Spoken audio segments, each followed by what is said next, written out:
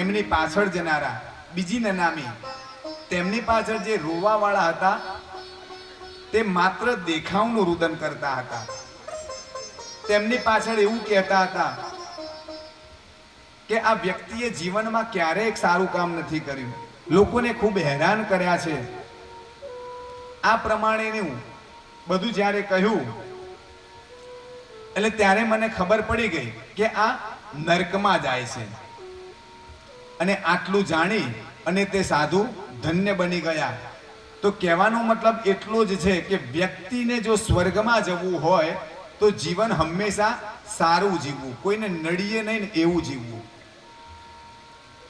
જો આપણે કોઈને નડશું નહીં ને, ધર્મ નહીં કરીએ તો ચાલશે, પણ કોઈને નડવું નહીં. કોઈ સત્કર્મ કરવું હોય તો આડી આગળી ન કરવી. જ્યારે વ્યક્તિને આપણે પાલખીમાં લઈને જઈએ એટલે શું બોલીએ છીએ? રામ નામ સત્ય છે, અથવા તો ભગવાનનું નામ જ દઈએ છીએ. તો એ જે ગયેલું જે વ્યક્તિ છે ભગવાનના ત્યાં, ત્યારે આપણે એને સંભળાવતા નથી, એને નથી કહેતા. તો કોને કહીએ છીએ? એ જે જોડે બધા લઈને જાય છે એમના માટે છે, આપણા માટે.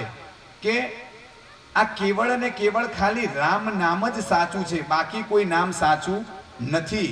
તો બીજી માયા કરતા કેવળ ને કેવળ આ ભગવાનની માયાનું સ્મરણ કરવું, અને આમ કરતા આ પાંચમા સ્કંદની પરિપૂર્તિ થાય છે. શ્રી કૃષ્ણ કનૈયા લાલ કી જય, દ્વારિકાધીશ કી જય. અને છઠ્ઠા સ્કંદની અંદર પ્રવેશ કરીશું. નિવૃત્તિ માર્ગ કથિત અદૌ ભગવતા યથા ક્રમયોગો પ્રલબ્ધેન બ્રાહ્મણાય સંસ્કૃતિ.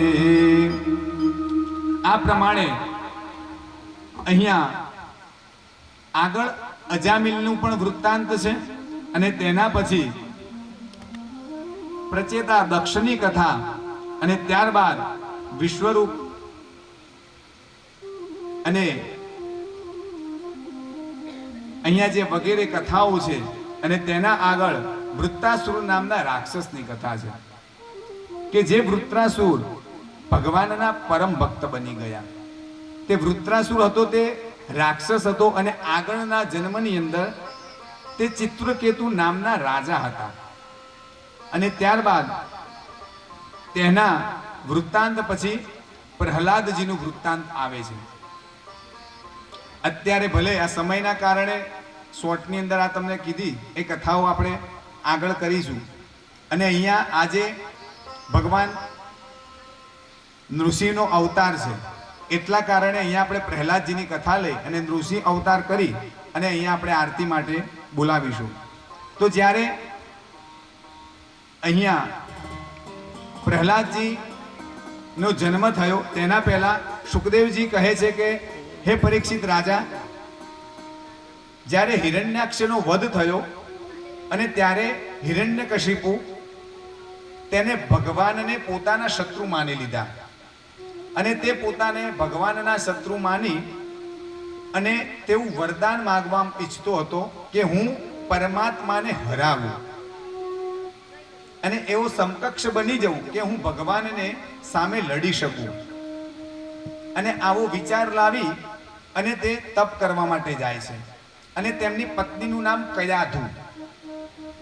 હવે જ્યારે તે તપ કરવા માટે ગયા તો વિષ્ણુ પુરાણના સંદર્ભની અંદર એક કથા છે કે જ્યારે તે તપ કરવા માટે જાય છે હિરણ્યાક્ષ, ત્યાં નારદ મુનિ પોપટના અવતારે ત્યાં આવે છે અને નારાયણ નારાયણ બોલતા રહે છે.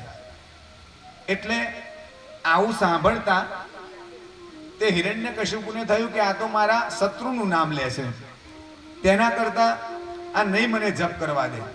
તે પાછા મહેલમાં આવી જાય છે. અને ત્યારે તેમને આ પત્ની હતા કયાધુ, એ કયાધુને પૂછ્યું કે તમે કેમ પાછા આવ્યા? તમે તો વરદાન મેળવીને આવવાના હતા. એટલે એમને કહ્યું કે મારા શત્રુનું નામ કોઈ લેતું હતું એટલે હું પાછો આવ્યો.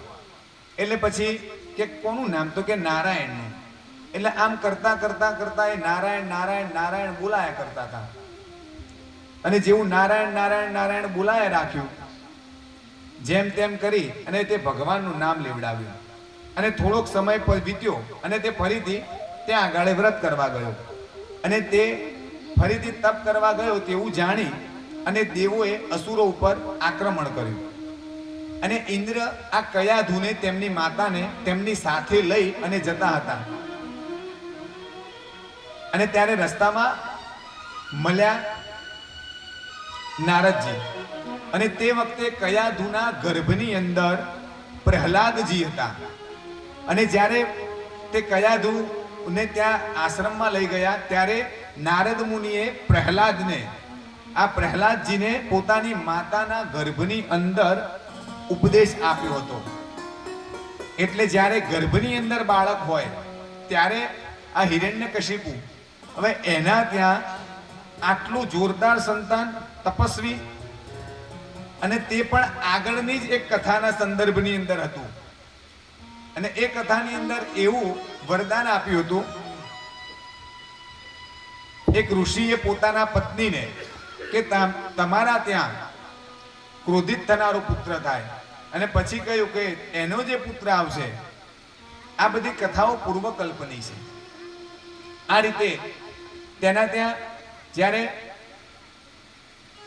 પાછા આવ્યા અને ત્યાં ઉપદેશ લઈ લીધો છે અને ત્યાં હિરણ્યકશિપુ જ્યારે ભગવાનની ઉપાસના કરતા હતા બ્રહ્માજી પ્રસન્ન બન્યા અને બ્રહ્માજી પાસે હિરણ્યકશિપુએ વરદાન માંગ્યું તો કે તમારે કેવું વરદાન જોઈએ એટલે તેમને વરદાન માંગ્યું કે હું રાત્રે ન મરું દિવસે ન મરું ઉપર ન મરું નીચે ના મરું ઘરમાં ના મરું બહાર ના મરું કોઈ પશુથી ના મરું કોઈ માનવથી ના મરું કોઈ અસ્ત્રથી ના મરું કે કોઈ શસ્ત્રથી ના મરું એટલે આમાં કશું બાકી રહ્યું નહીં અજીત બનવાનું વરદાન માંગી લીધું બ્રહ્માજીએ કહ્યું તથાસ્તુ અને જેવું તથાસ્તુ કહ્યું અને આ હિરણ્યકશિપુ ત્યારબાદ ચારે બાજુ હાહાકાર મચાવી દીધો લોકોને હેરાન પરેશાન કરી દીધા અને ત્યારે દેવો બ્રહ્માજીની પાસે ભગવાન નારાયણ પાસે ગયા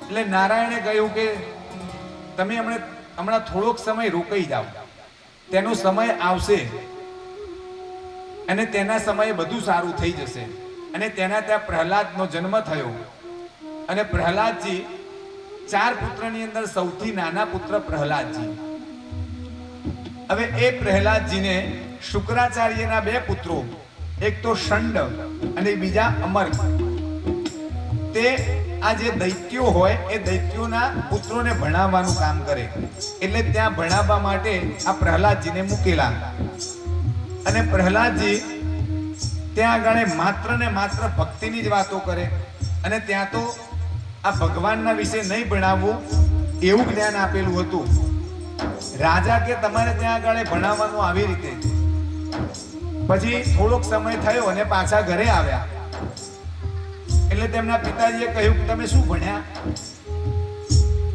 એટલે એમને કહ્યું કે હું ભગવાનનું નામ લીધું અને કહ્યું શ્રવણમ કીર્તનમ વિષ્ણો સ્મરણમ પાદ સેવનમ અર્ચનમ વંદનમ દાસ્યમ સખ્યમાત્મનિવેદયે